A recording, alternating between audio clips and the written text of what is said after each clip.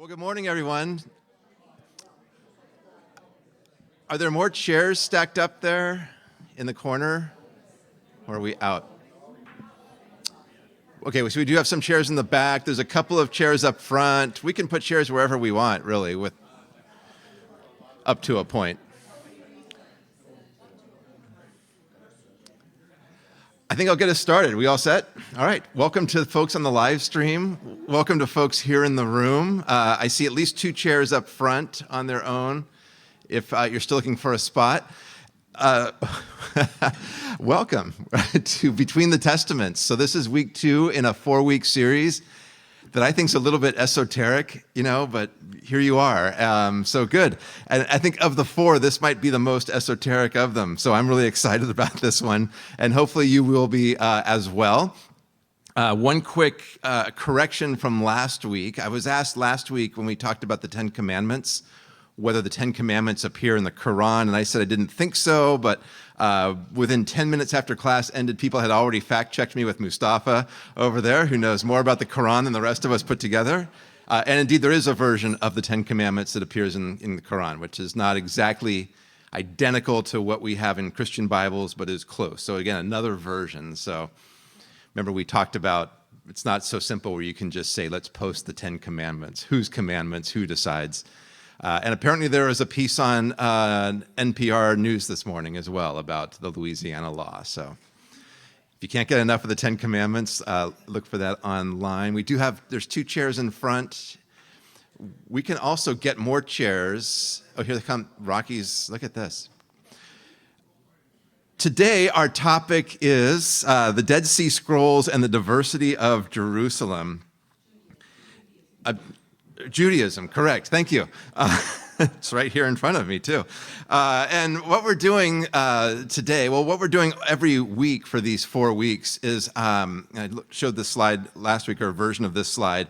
I want to introduce you to a collection of texts. So last week it was what's called the Apocrypha among Protestants, the Deuterocanonical books among Roman Catholics. And today, the Dead Sea Scrolls is that group of texts. But I also want to consider a topic about the Bible and the societies that it came from. So to do a little bit of history, to put us into a context. And we'll do that again today, where we're going to talk about roughly the 2 centuries prior to Jesus and what's going on in Judaism during that time, both politically, but also in terms of how faith communities are organizing themselves and who leads them. And one other slide from last week that I want to repeat, because I think this is important, and I want to just, if you learn nothing else this summer from these 4 weeks, remember these 2 things.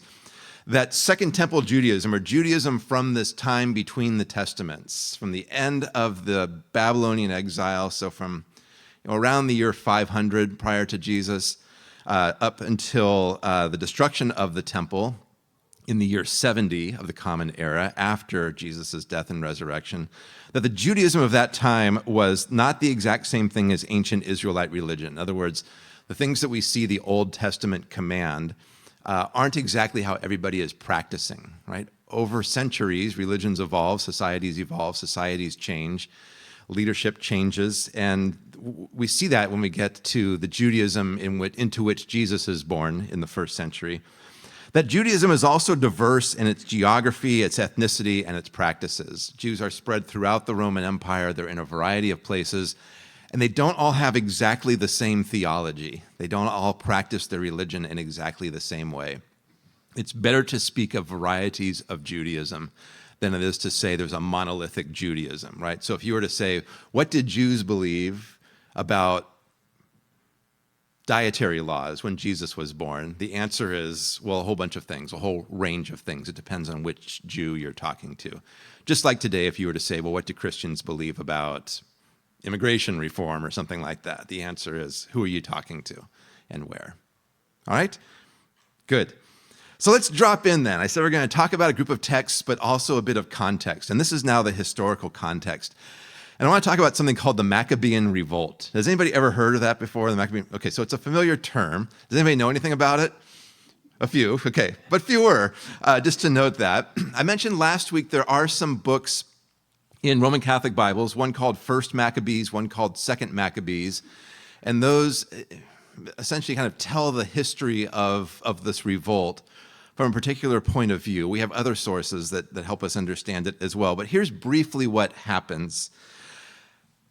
You need a running start when you do history, right? It's like a long jump. So Alexander the Great, might have heard of him, military commander, brings a ton of land under his control, stretching from Macedonia, just north of Greece, all the way to the modern India, down into the Nile Valley in Egypt. Alexander dies in 323 before the Common Era. And he dies young and dies relatively unexpectedly. And so what happens when an emperor or military commander dies? Of course, there's infighting amongst his followers, and it takes a few years for things to sort out. But eventually, the place where most Jews are living, whether you want to call it Israel, Judea, Palestine, the Levant, falls under the control of some of Alexander's advisors from Egypt, known as the Ptolemies. And they rule for about 100 years, and for the most part, they are pretty hands-off in terms of how Jews are able to live their lives. The Ptolemies are like, practice your religion, keep the taxes flowing, right? Make sure everything's working smoothly, and it's pretty much hands-off. That changes at the year 200 BCE when a group from Syria called the Seleucids, these are also Greek-speaking people. These are also kind of the offspring of Alexander's huge imperial apparatus. The Seleucids gained control of this land, and they, here we go, next slide. They gain control, and for the most part, they're pretty hands-off. But that changes in the year 175 BCE when a ruler named Antiochus IV gains power, this Seleucid king. And he takes the name for himself Epiphanes. And you might see the word Epiphany in there, which is a season in the Christian calendar. What do we celebrate during Epiphany? It's like a manifestation of Jesus as the Messiah, right? Epiphanes means God made manifest. So this is quite a nickname to take for oneself as a king. I'm not only your king, I'm also a manifestation of the divine. This doesn't play well with his Jewish subjects for probably obvious reasons, who are monotheistic. And as well, Antiochus is ruthless and corrupt as a ruler. And one of the things that he does is he kind of enforces Greek culture and Greek reforms on all of his people. Alexander was a little more subtle, a little more hands-off. Antiochus is just ruthless, right? Imposing this, your kids are going to go to certain schools, you're going to learn certain ways, we're going to do this kind of architecture. And this creates quite a bit of debate within Jewish culture. A lot of the elites, a lot of the Jewish elites in cities are like, this is fine, we're okay with this. This is the way forward. They're doing well financially, and they're trying to figure out ways to coexist with Antiochus. Well, others see him as just basically the devil incarnate, right, and are resisting him at every turn. Antiochus keeps turning up the temperature. Eventually, he outlaws things like Sabbath observance and circumcision and ritual sacrifice, basically making it about impossible to be Jewish in a number of ways. This creates great stress, and eventually then, finally, a revolt breaks out in 167 BCE. There is a Jewish priest who refuses to perform a sacrifice. A Syrian military officer tries to compel him to perform a sacrifice in honor of Antiochus. This priest refuses to do so, and what starts off as a little local skirmish blows up into a full-on revolt. And this priest, his family name was Maccabee, and so that's where the term comes from. And what turns into this revolt, eventually kind of the military leadership centers around the 5 sons of this priest, the most famous of which is named Judas Maccabeus. You might have heard of him if you're a classical music buff as well. He's been memorialized in all sorts of ways.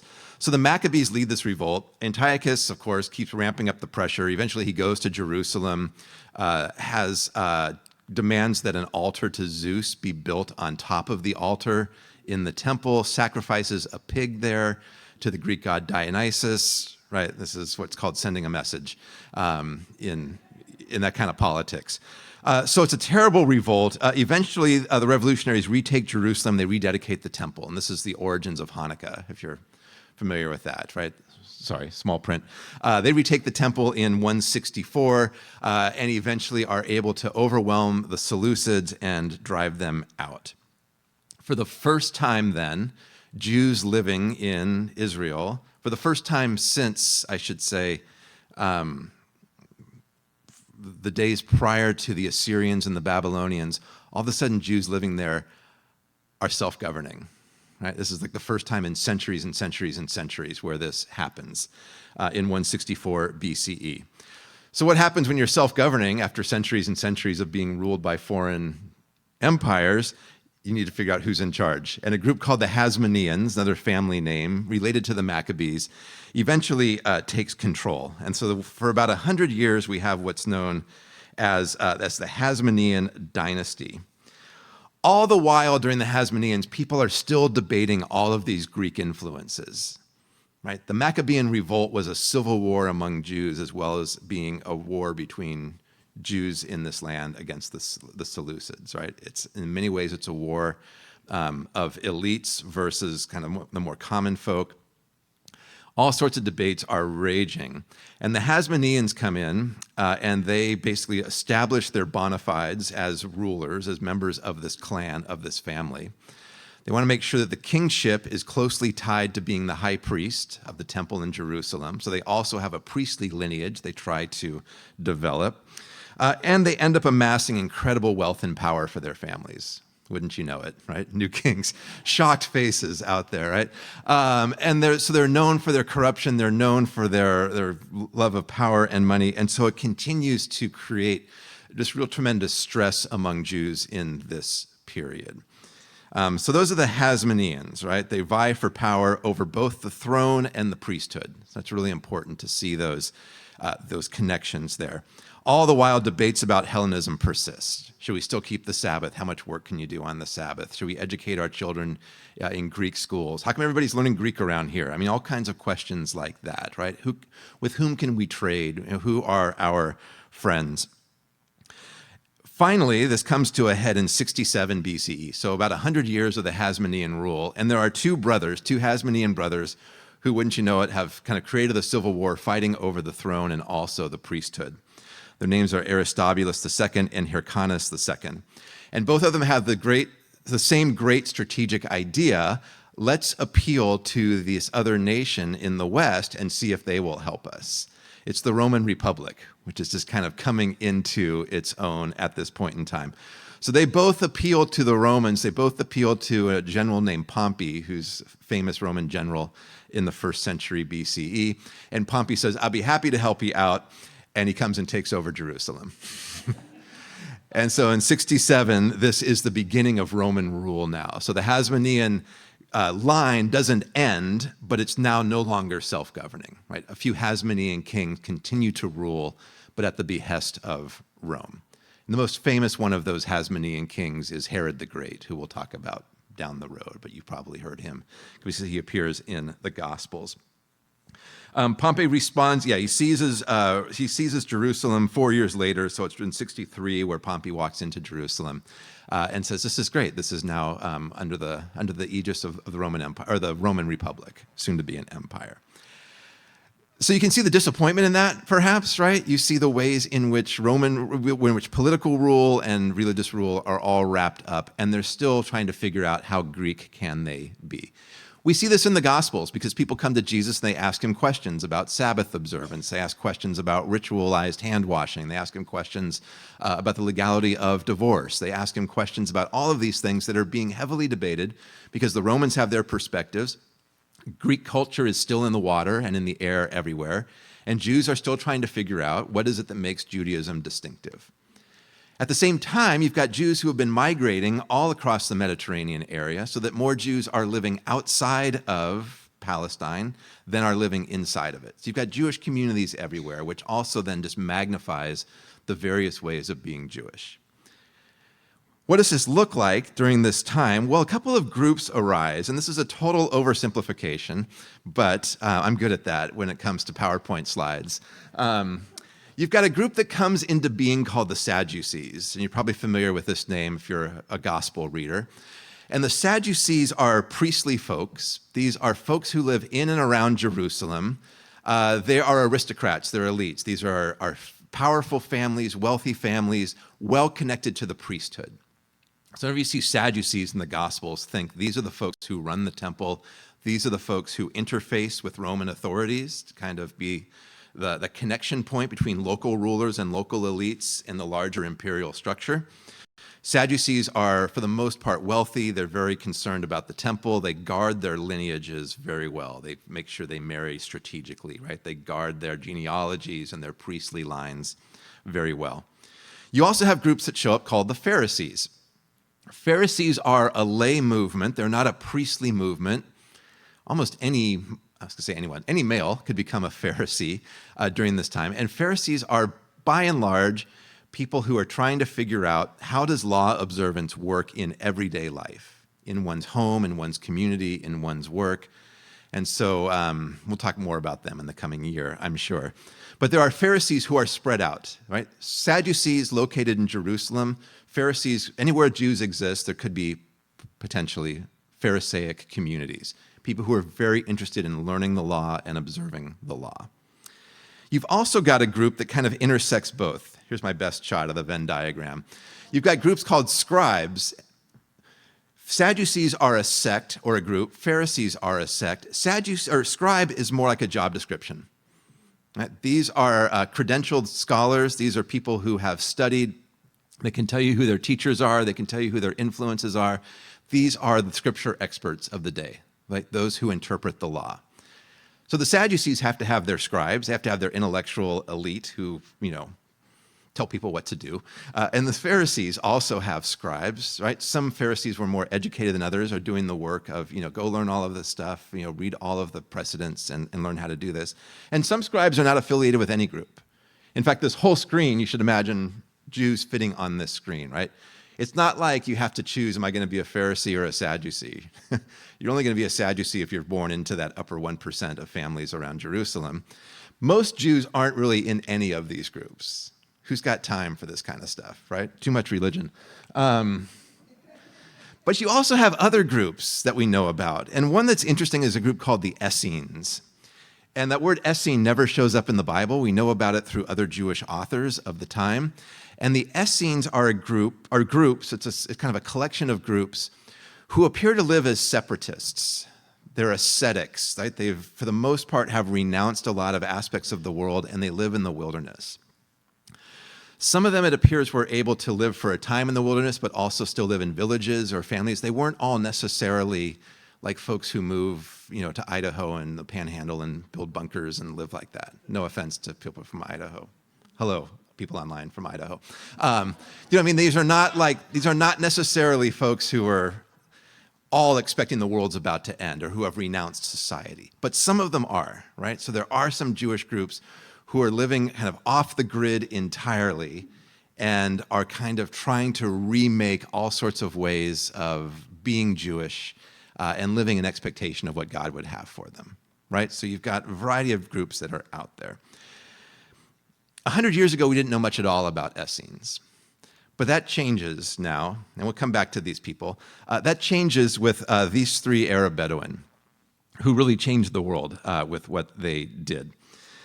These three Bedouin were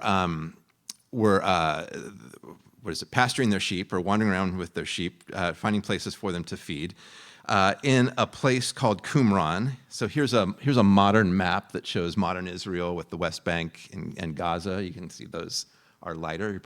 We see this now on the news much more. So Qumran is right there on the northwest edge of the Dead Sea.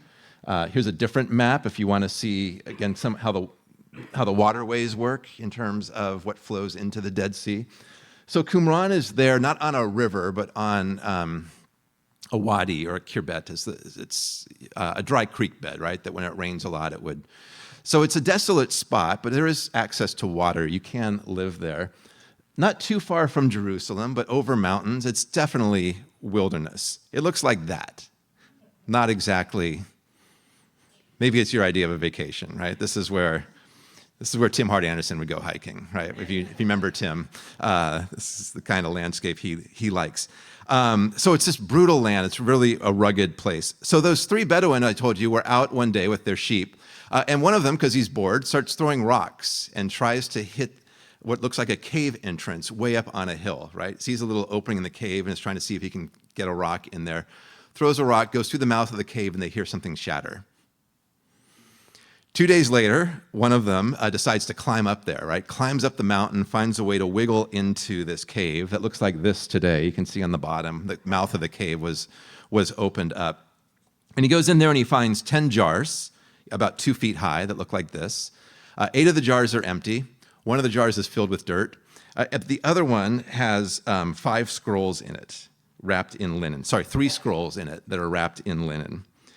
And they open it up just to realize these are very, very old. They have no idea like what language it's written in. They don't dare unroll them or things like that. They eventually find a Syrian Orthodox metropolitan and work out a deal to sell them to him, or they work out a way to kind of share the proceeds of these. Nobody knows where the cave is. They're smart enough not to tell anybody where the cave is, right, for a while.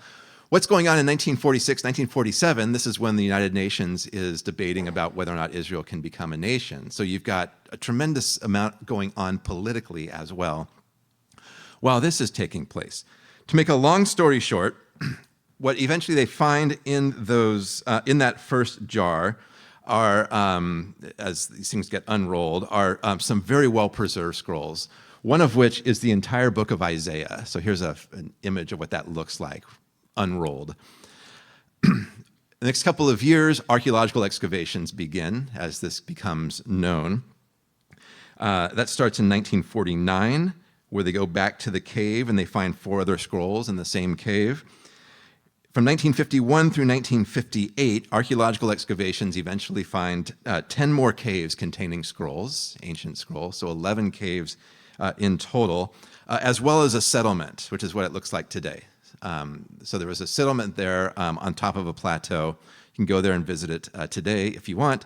When I've gone and done trips to the Holy Land, this is one of the places I just geek out. I'm like, no, we're not going back to the bus. There's still more to see here. Things like that. And there you can see the kind of the proximity. That's looking east, so you can see how close it is to the Dead Sea. So this is one of the most amazing archaeological finds of the last century, certainly when it comes to ancient texts. It's remarkable. That settlement, just to go back to that, existed from roughly 150 BCE until 68 of the Common Era, so a little over 200 years. It was wiped out by the Romans at the end of a revolt. The Romans probably thought these people looked a little too dangerous, a little too separatist, a little too radical, perhaps. But that's where they lived. They found the city there. They found multiple cemeteries. Archaeologists love it when they find cemeteries, right? You can find out how people lived, how old they lived. You can find out men, women, children, things like that. This was a community that included children as well as women. So this is people are going there with families, raising families. This is not like a monastery or something like that, where people are forsaking all aspects of family life. Questions there. Then I want to talk about what texts are found, just to kind of get a sense. So what we found here, what archaeologists have found here, was a Jewish community that was living way out in the wilderness, and from what we'll see from these texts, appeared to have cut off most ties with the quote-unquote kind of mainstream world. So here's a Jewish group that has separated itself from other Jews. All good? All right. What do they find? What are these writings here?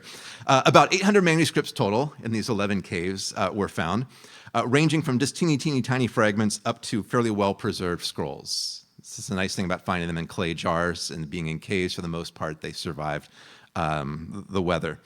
About 270 of those manuscripts are just too tiny to identify, like literally just scraps, like a postage stamp kind of thing, just a couple of letters. Nobody's quite sure what they might have come from. But that still leaves about, 530 manuscripts. Out of those, or I should say the largest group are biblical texts. In other words, these are copies of writings that also appear in Jewish Bibles and in Christian Bibles. In a Christian Bible, there are 39 Older Testament books. Copies of all of those books, or at least fragments of all of those books except for the book of Esther, were found, which is just interesting, right? The stuff we're reading now, here's a Jewish community that seems to have valued those books. Why no Esther? I don't know. It's a satire. Maybe they thought it was not serious enough. Maybe it just didn't survive. Maybe they all loved Esther so much they took it with them when they had to run from the Romans. We just don't know. You can't really speculate. But most represented are Psalms, Isaiah, and then the 5 books of Moses, Genesis through Deuteronomy. Well, that's interesting, right? Here are texts that appear to be maybe more important or more valued. Why the asterisk next to Psalms? One of the things that's fascinating is they found a variety of kinds of collections of Psalms, right? We're used to 150 Psalms in a particular order. Some of the books of Psalms there had the Psalms in different order, or different groupings, different sequencing. Some of the scrolls had Psalms that people had never seen before, so different Psalms. So it's this suggestion that, okay, maybe the book of Psalms wasn't fixed or set in stone or on scrolls in the first century. Maybe different Jewish groups are reading different things. So that's fascinating, I think. One of the things that's also really important about those biblical texts is prior to this discovery, there were no manuscripts, no actual physical texts of Older Testament writings that were older than the first century. In other words, the world did not know of any writings of Older Testament texts, Jewish scriptures, that predated Jesus. With these manuscripts, now we do. These manuscripts have been dated between 250 BCE, so good 2.5 centuries prior to Jesus, up until the time of Jesus. They're all Jewish writings. There's no Christian writings here. There's nothing that mentions Jesus. These are Jewish texts. The vast majority of them are written in Hebrew as well. But when they started to compare these older texts to the manuscripts that people have considered to be the Older Testament, they line up almost perfectly. That Isaiah scroll that I showed you is actually almost letter by letter exactly the same as other Isaiah scrolls. What does that tell us? It tells us that the Jewish scribes who were living a couple of centuries after Jesus, who were collecting texts, who were creating what we call a fixed manuscript tradition, kind of the authoritative text, those people appear to have done their job pretty well, or at least here we found some older texts that match up, right? So people who wonder, like, what if this whole thing's just, made up because somebody, found a text and thought that was the right one? Here's at least one bit of evidence that suggests a great correlation between that. So that's fascinating, right? That these older books also seem to show how careful scribes were in the ancient world in terms of copying exactly what they were supposed to copy. What else were found? We've got all of these Hebrew texts. We've got a few translations of these texts into Aramaic, another Semitic language. But they also found some other Jewish writings, some of which were already known. Remember last week, Book of Tobit shows up in the Dead Sea Scrolls. Ecclesiasticus, Letter of Jeremiah. I didn't talk about this last week, but a book called Psalm 151 was there. First Enoch, we'll talk about that one next week. The Book of Jubilees shows up a lot there as well. So these are Jewish writings that we already knew about, already had copies of, that also show up here at Qumran, which suggests what? That some of these books are being read widely. Different kinds of Jewish communities are reading certain books. That's interesting. But the real interesting stuff is the new stuff. That's a technical term for what else they found there. Documents that we did not know about before. One is a variety of commentaries on biblical books or passages or themes, where people basically go verse by verse through a biblical book and comment on it. You can still go to our library here at Westminster and find biblical commentaries. People are still writing them. But these are really interesting because they show us something about the topics that these people cared about. I'll come back to that one in a minute. I'll show you an example of some of those. Biblical paraphrases, people who had kind of rewritten the Bible in kind of an easier way to understand. Receipts and administrative documents, of course. We see like receipts for like land sales and things like that. This is what scribes do. They like to collect things. We see worship and liturgy materials as well, prayers, things like that, how to conduct certain worship services. A calendrical text, this group apparently was following a different calendar than their Jewish neighbors in other places. No better way to start a fight in a society than to try to change the calendar, right? That's part of life in the ancient world. Priests love fighting about calendars. Legal texts, what does it take to live in this community? What's required of you to live in this community? That's in orange because we're going to come back to that. Something called the War Scroll. Now it's getting exciting, right? A text that we've seen that describes this end of the world battle that's going to take place. War Scroll is, because biblical scholars don't have a lot of creativity, that's just what we call it. Like, I don't know, let's call it the War Scroll. Great.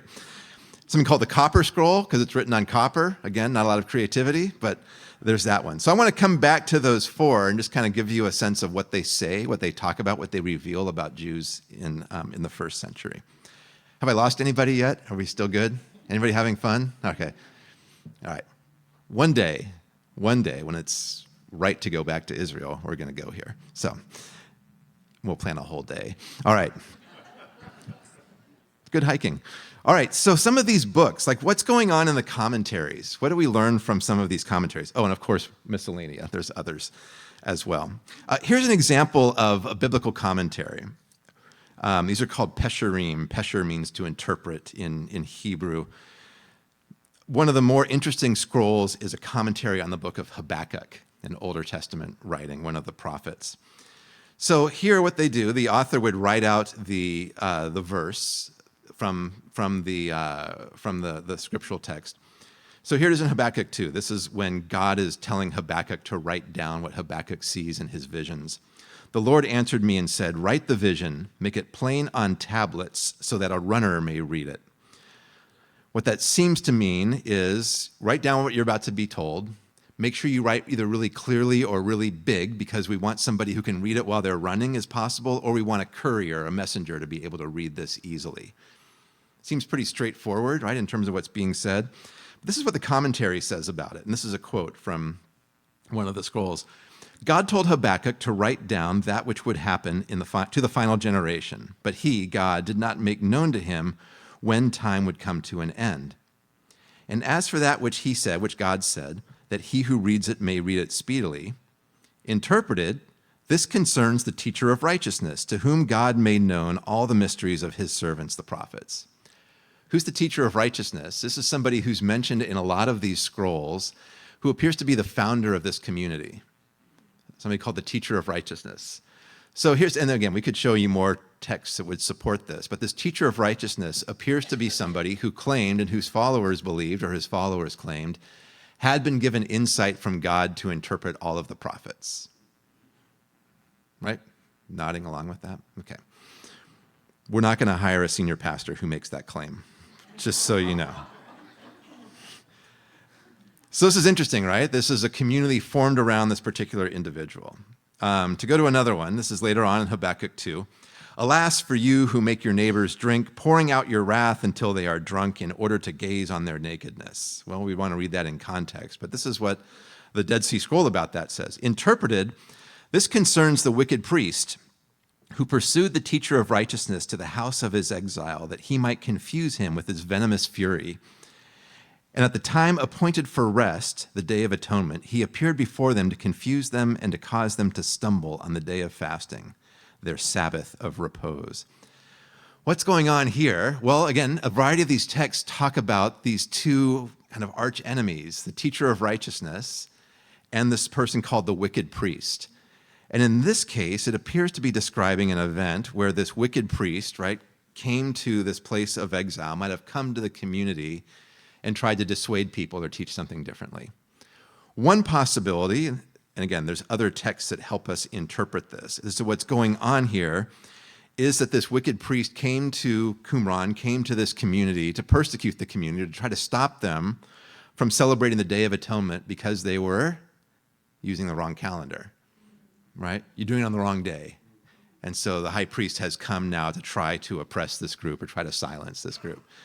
So you've got a group now who's reading old texts, who's reading Habakkuk, right, and are finding these creative ways to say, aha, this is talking about what happened to us, right? These prophecies are being fulfilled now in our experience, in this power struggle, in this lack of agreement that we have between our guy, the teacher of righteousness, and their guy, the wicked priest. We don't know who the wicked priest is exactly. He's never identified. There's a bit of a play on words here. High priest in Hebrew is Hakohen HaRosh. Wicked priest is Hakohen HaRasha. It's that Harosh versus Rasha. It could be a play on words here, that the guy who's the high priest in Jerusalem, remember the one who's closely associated with the Hasmonean king, right? They're calling him not the high priest, really the wicked priest. And it's a play on words here with what's going on. More texts like this lead us to believe that what we have here then is a group that probably lost some kind of a power struggle in Jerusalem. Maybe their guy didn't make it, wasn't elected high priest, and somebody else was. And so a lot of what's in some of these commentaries and some of these writings is real venom directed toward the priesthood in Jerusalem.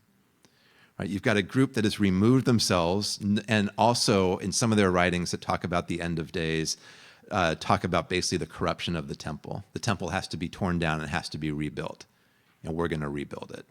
Right? So you've got a group here that has essentially given up on kind of the way things are for most Jews in Jerusalem. Does that make sense? And you've got them also rallying around their particular leader. So what does this tell us? It tells us that Hasmonean Empire and the struggle there, one of the things that it did is created some real disaffected Jewish groups. Not all of them. This appears to be one of the more extreme ones in terms of how they live and what they believe. But we see how they're using Scripture, how they're interpreting Scripture. Because when we get to the Newer Testament, what's going to happen? People are going to read Old Testament texts and say, that sounds like Jesus, right? That sounds like something that's been fulfilled in our own time, in our own experience. In other words, it might look a little bit strange, and kind of is. I wouldn't want to live in this community for a number of reasons. But is what other people are doing, what other Jews are doing, and what Christ followers eventually did. Those are some of the biblical commentaries. What about legal texts? There's a book referred to as the Manual of Discipline. I love that. What a great title. This is going to be a fun read. And the Community Rule. And over 10 copies of this are found in multiple caves. So that's interesting, suggesting this is, a document that's been copied and isn't just a one-off or something like that. It says things like this, that the leader of the community shall admit into the covenant of grace, this community, all those who have freely devoted themselves to the observance of God's precepts, that they may be joined to the counsel, that's misspelled, of God, and may live perfectly before God in accordance with all that has been revealed concerning their appointed times, and that they may love all the sons of light, each according to his lot in God's design, and hate all the sons of darkness, each according to his guilt in God's vengeance. Separatist community, right? A lot of dualism. We're the sons of light, they're the sons of darkness. That's language you see in the New Testament in some places, by the way, as well, right? Children of light. So that's interesting that some of this dualism, some of this imagery is not necessarily a Christian invention. We've got different Jewish groups that are using that language. But you see here, right, in terms of what does this group understand itself to be, this is a group that's trying to purify itself. This is a group that's trying to live justly, trying to live rightly before God, expecting some kind of a future as well and a coming vengeance from God. Another part of that same document, they shall not depart from any counsel of the Torah to walk in all the stubbornness of their heart. They shall be judged by the first judgments in which the men of the community began to be instructed until the coming of the prophet and the messiahs of Aaron and Israel. What do you see there? It's interesting. Don't change anything. Yeah. Keep doing what you're doing. Yeah, Karen. Yeah, there's a plural messiahs, which is super interesting. So here you've got a group that's talking about multiple messiahs who will come. A messiah of Aaron, who was the origin of the priesthood under Moses, so a priestly messiah, and a messiah of Israel, probably a political messiah or a kingly messiah. So interesting, this group that's very priestly in how it orients itself. We've got tons of instructions here about washings, all of these ritualized washings, all of the ways in which one engages in purification rituals. But there's no temple that these people are going to. They seem to have rejected the temple. A lot of these legal texts describe this community as if the community itself is a new temple, like is an embodied temple. Forget the physical temple in Jerusalem, forget the sacrifices, forget that priesthood is incredibly corrupt. We've now created a new temple out here in the wilderness, right? And that temple is embodied. It seems to be that kind of an understanding of what this group is. Why is that interesting or why is that important? Well, where does John the Baptist do his ministry? In the wilderness, right? What is John's main thing? Baptism, right? A water ritual, a cleansing ritual. What is John preaching people to do? Repent, right? Prepare for the coming of the Messiah. This isn't to say that John is from this community. We know there are a variety of communities like this. But you see ways in which different ways of thinking, right? Different expectations are in the air in Judaism. And some of that's reflected here. You want to see the War Scroll? What's the War Scroll? This is a document. It describes a 40-year war that's going to finally conclude with God's defeat of Satan and Satan's forces. Anybody read the book of Revelation recently, right? That book concludes, or not quite concludes, just before the conclusion, describes a final defeat of Satan as well. Again, not to say that there's a direct line we can draw between this and Christian teachings, but Christian teaching doesn't emerge out of nothing, right? It emerges out of ways people are already talking about who God is, dealing with their own frustrations about the Romans and about Greek influences, right? Concerns about who's in power, who's corrupt. This war, this is a longer scroll, there's just a part of it. This war shall be a time of salvation for the people of God, an age of dominion for all the members of God's company, and of everlasting destruction for all the company of Satan. So it's a scroll that imagines the end of the world, or kind of an end of time that's going to come about through a battle. What's interesting about this scroll is, if you were to read the whole thing, it's less interested in battles and like military tactics and things like that. It's actually describing a way to live in a kind of purity. Like the armies that are going to win, that are going to prevail, aren't militarily trained, but they're people who practice purity rituals the right way. See what I mean? So it takes this image of warfare and also kind of tries to combine that with this religious struggle that's going on with the people in the temple. Do you know what I mean? There's a right way to practice. There's an orthodox way to practice, and there's a wrong way to practice. And they're very much thinking about the right way. Yeah. Kind of a pacifist group, because at the end of the day, God's the one who's going to win the war. So I wouldn't necessarily call them pacifists, because they're really eager to see their enemies get wiped out. They just believe that finally it's a war that's going to be waged not just with weapons and armies, but by God. See what I mean? There's a kind of two-level effect to what's going on with it.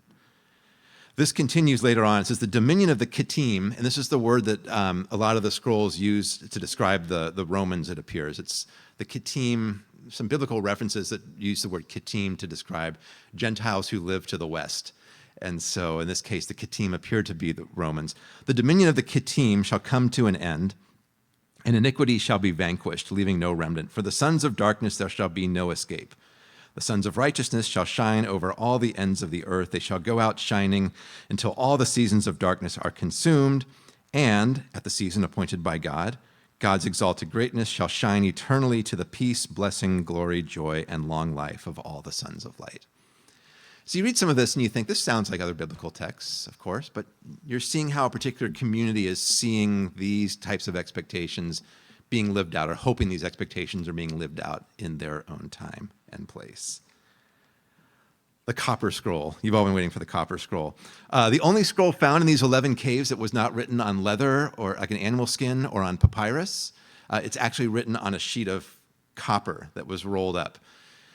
You're imagining probably how are they going to unroll this thing after 2,000 years? Not easy. They had to cut it into slips and kind of reconstruct it. The Copper Scroll is essentially, it's not a map, but it's a description of where treasure is hidden. It names 64 places in Palestine where treasures are hidden. And for some of them, the value is just enormous, where it talks about how much gold or how much silver. Like, it's just an astronomical amount, which makes people think this is maybe more fantasy than like a treasure map or something like that. And of course, it's obscure. But some people have, of course, tried to determine where these places are, and of course have gone and dug there, and guess what they found? Nada, right, nothing at all. But some speculate this might be a record of where temple treasures could have been hidden, perhaps, as the Romans are closing in on Jerusalem at the end of a war. That's a possibility. Some scholars think it's just kind of fanciful, or it's just all symbolic in some way, shape, or form. But it's gotten a lot of attention, because who doesn't like a good treasure story, or a story about hidden treasure? It looks like that. You can see it's actually written on copper. But yeah, they had to, again, slice it and then reconstruct it. All right. What difference does all of this make? Why should I care? Why did I come here today? It's just to note this, right? I mean, on the one hand, these texts show us, they give us insight into an otherwise obscure group that lived for about 200 years and then was apparently wiped out by the Romans. But it shows us some of the variety that's taking place in Judaism around the time Jesus is born, right? This is, again, either during his lifetime or just in the century prior to that. And we see things like this. We see a group that's talking about the temple and criticizing the temple leaders. There's another scroll that's been nicknamed the Temple Scroll that describes how the temple needs to be torn down and rebuilt, and it gives the dimensions for the new temple, and the dimensions are just astronomical. It's like the size of the whole city of Jerusalem, right? It's just, so there's this yearning for the temple to be remade or to be redone. What does Jesus do in his ministry when he gets to Jerusalem? Right? Goes into the temple and says, you're not doing this right? Talks about this should be a house of prayer for all nations. Again, not to say that Jesus has a connection with Qumran. There's no evidence to suggest that, but Jesus is not the first person to have something bugging him about the temple and its leadership. So for all of the dedication we see to the Jerusalem temple, in some Jewish texts, we also see first century people who are a little fed up with the priesthood for one reason or another. So that's interesting. We see mentions of washings and ritual and community. So I put the image of John the Baptist up here. If you go to Qumran, you go to the visitor center, they make you watch a video that suggests that John the Baptist was a member of the community, and they should change that. There's no evidence that suggests that John was, but it appears that John might have communicated with people like this, right? John doing ministry out in the wilderness, John seeking to bring purification to the people in the population centers, John uttering a deep criticism of certain religious leaders, John looking for the Messiah to come, right? John's not the only one who lived like that, it appears. The scriptural interpretation is fascinating here, that, again, people are reading, Jewish teachers are reading old texts and seeking in them not just what they meant historically, hundreds and hundreds of years ago when Isaiah was writing, but how Isaiah's words might be now re-manifested in the experience of the community. And sometimes they do that in some rather fanciful ways. A focus on dualism and spiritual forces, right? There's no gray in the Dead Sea Scrolls. You're either a son of darkness or you're a son of light, and nothing in between. The New Testament includes a lot of dualistic imagery as well. A lot of religious writings include a lot of dualistic imagery. That's just interesting. Messianic expectations. We see these in some other Jewish writings, some of which we'll look at in 2 weeks. But here at the Dead Sea as well, you've got a certain group that's imagining God's fulfillment will involve some kind of a messianic deliverer, some kind of a person yet to come. And a coming judgment, right? This belief that the world is corrupt, that God finally has to judge the world, and that's going to take place soon. One of the things John the Baptist says, right, about the coming of the Messiah is that what is it? That he's going to come and he's going to separate the wheat from the chaff, right, on the threshing floor. I mean, that kind of language shows up in a lot of our worship around Advent, for example, right? And this idea of a God who needs to set the world right as soon as possible. I wanted to make sure I didn't go up to the end of time today. So it's 10:03. We've got some time for discussion or for some questions. I'm curious, like, what you saw. Again, I've shown you just a couple of paragraphs of what's a lot larger. If you want to read these, they are translated into English. There's a Penguin edition. There's a great edition by a Jewish scholar named Geza Vermes, Vermes. If you're interested in this at all, this is a great introductory book. James Vanderkam and Peter Flint are kind of lifelong Dead Sea Scrolls scholars, called The Meaning of the Dead Sea Scrolls. If you're looking for something to read, I would recommend that. But I'm just curious what you saw, how this kind of matters for thinking about what Judaism was like and the kind of world in which Jesus is born into. So, yeah. Yes, I was curious. Do they know whether or not the scrolls were deposited all at one time or if they were deposited over a period of time? And what might that say about the purpose of the scrolls for that community? That's a great question. Yeah, there's huge debates about where were these scrolls written, who collected them, and why were they there? Like, is this a library that got left behind? Is kind of the main hypothesis. But we've also got, there's one document found there. It's referred to as the Damascus document because we already knew about it from, guess where, Syria and Damascus, which is much like that manual of discipline. It's a community legal text.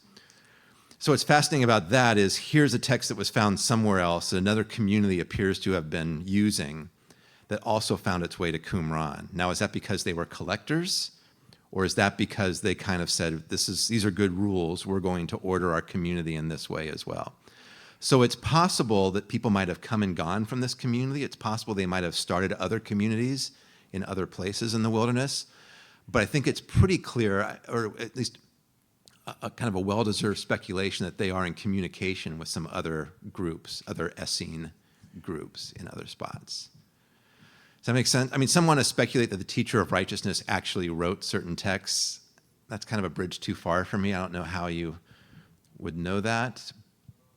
But this appears to be a community. I think there's a room that they are pretty sure looks like a scriptorium in terms of like ink wells being found there. So this appears to be a community that part of what they've committed themselves to doing is textual work, whether that's reproducing texts or, does that help? I mean, which makes sense. If they've been there for 200 years, if you're writing on papyrus, you've got to keep rewriting those things every decade or so because they just wear out. Does that help in terms of, yeah.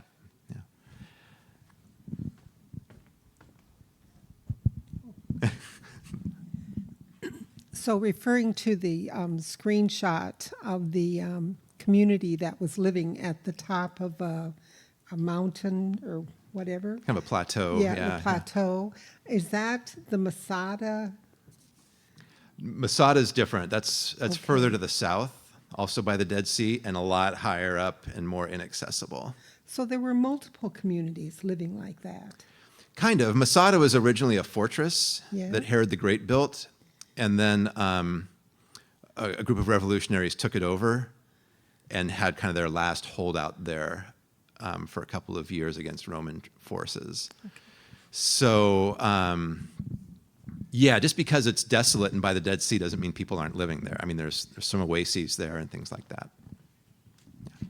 Masada is also a place where I totally geek out, just so you know, when we go. Dwayne? Yeah, in the Old Testament, the wilderness is associated with the story of the Exodus. Yeah. And they are escaping a false kingdom, right?